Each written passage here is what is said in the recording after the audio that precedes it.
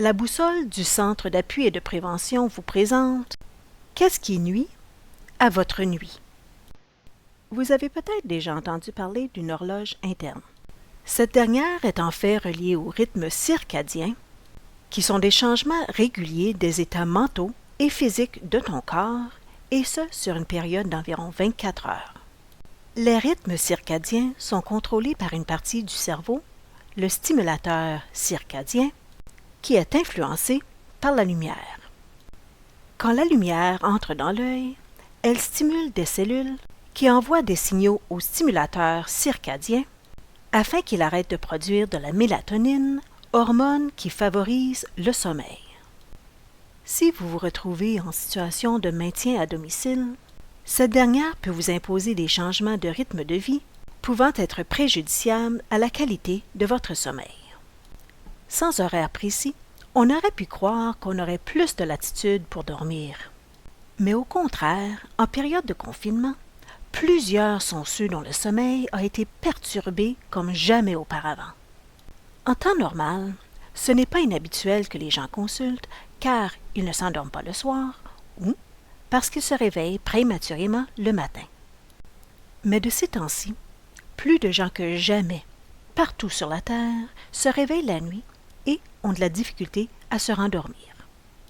Normalement, les heures de sommeil et de veille varient selon la personne. Certaines personnes sont des coqs, lèvent tôt, couchent tôt, tandis que d'autres personnes sont des hiboux, couchent tard, lèvent tard. Ces différences ne sont pas considérées des troubles tant que les personnes peuvent faire ce qui suit. Se lever le matin lorsqu'elles ont des choses à faire et s'endormir à l'heure la nuit précédente pour avoir récolté assez d'heures de sommeil. S'endormir et se réveiller à la même heure chaque jour si elles le souhaitent, et s'adapter à un nouvel horaire de sommeil et de veille en quelques jours lorsque le besoin se présente. La planète en entier fait actuellement face à au moins un type de stress, que ce soit le fait d'être enfermé à la maison, le manque d'argent, le sentiment de perte de contrôle ou l'inquiétude quant à notre sécurité et celle de nos êtres chers. Le stress chronique nuit à notre santé physique et mentale et se manifeste souvent en compromettant notre sommeil. L'insomnie se manifeste par la difficulté à s'endormir rapidement, par la difficulté à se rendormir si on se réveille pendant la nuit, et peut inclure la tendance à se réveiller trop tôt le matin. L'insomnie peut transformer n'importe quelle chambre à coucher en chambre de torture, où le fait de ne pas pouvoir dormir devient une préoccupation dévorante. Un cercle vicieux s'installe où l'inquiétude de ne pas pouvoir dormir empêche la personne de dormir. Le sommeil est un des 3 piliers de la santé, mais il reçoit beaucoup moins d'attention que les 2 autres, soit l'alimentation et l'activité physique.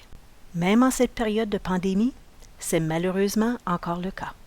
Le télétravail, les enfants à la maison, les commerces fermés, les rassemblements interdits, la distanciation sociale à maintenir, toutes ces adaptations créent un état de vigilance qui s'infiltre dans la nuit. Il est alors important de développer de bonnes habitudes de sommeil, en commençant par l'établissement d'un horaire de sommeil.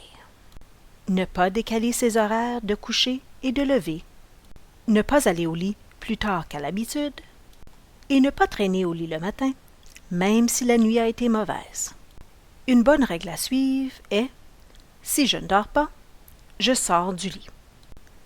Le lit devrait servir pour dormir ou pour les relations sexuelles.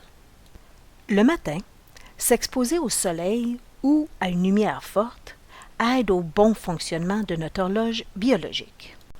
Ouvrez les rideaux. Ne pas rester dans un sous-sol sombre. Si vous ne vous exposez pas à suffisamment de lumière pendant le jour, vous empêchez votre cerveau de recevoir les signaux dont il a besoin pour savoir quand c'est le temps de dormir et quand c'est le temps de se réveiller. L'activité physique vient soutenir les bienfaits de la lumière dans le maintien stable de son rythme de veille et de sommeil. Il est important cependant d'arrêter les activités physiques de 3 à 4 heures avant d'aller se coucher. S'il ne s'écoule pas assez de temps Entre votre séance d'exercice et l'heure du coucher, votre corps pourrait avoir plus de difficultés à s'assoupir. Planifiez ainsi vos séances d'exercice de sorte que votre corps ait le temps de se détendre avant le coucher. La sieste peut être un allié si elle n'est pas trop longue ou trop tard dans la journée. Une sieste de 20 minutes, c'est l'idéal. Vous restez en sommeil léger et, quand vous vous réveillez, vous êtes en forme. La caféine et l'alcool sont deux substances qui peuvent nuire au sommeil. Puisque la caféine est un stimulant, elle est donc à éviter après 14 heures. Si vous souhaitez régler un problème de sommeil chronique, abandonnez l'alcool.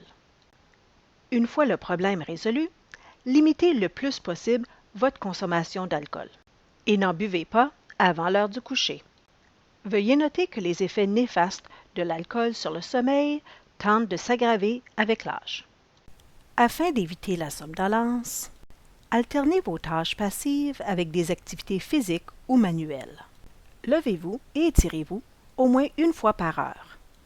Une bonne alimentation contribue aussi à un bon sommeil.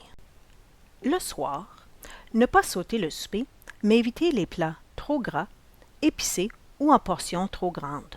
Vous pouvez aussi privilégier les féculents qui permettent d'éviter les fringales nocturnes.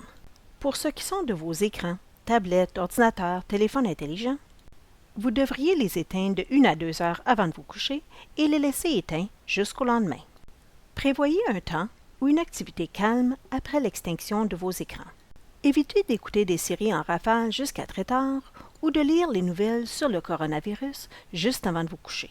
S'exposer à la lumière bleue émise par les écrans réduit la production de mélatonine, une hormone produite dans la noirceur qui avise le corps que c'est le temps de dormir. À l'heure du coucher, veuillez éteindre toutes les sonneries non essentielles de vos appareils. Si possible, éteindre complètement votre téléphone ou laissez-le dans une autre pièce lorsque vous dormez. Une chambre propice au sommeil est obscure, silencieuse et à une température entre 18 et 20 degrés Celsius. Si vous vous réveillez et commencez à vous inquiéter pendant la nuit, dirigez vos pensées vers un autre sujet. C'est parfois difficile, mais pas impossible. Vous pouvez compter à reculons, nommer des animaux que vous connaissez, ou encore vous concentrer sur votre respiration. Concentrez-vous sur une liste longue et ennuyeuse. Vous détournez ainsi vos pensées de l'objet de vos préoccupations pour ainsi sombrer à nouveau dans le sommeil. Si vous vous réveillez la nuit, vous pouvez vous lever. Par exemple, si vous devez aller à la toilette. Il est préférable cependant d'éviter les lumières trop brillantes, mais surtout, il est préférable de ne pas allumer votre télévision ou autre écran. Et sur ce, la boussole vous souhaite bonne nuit.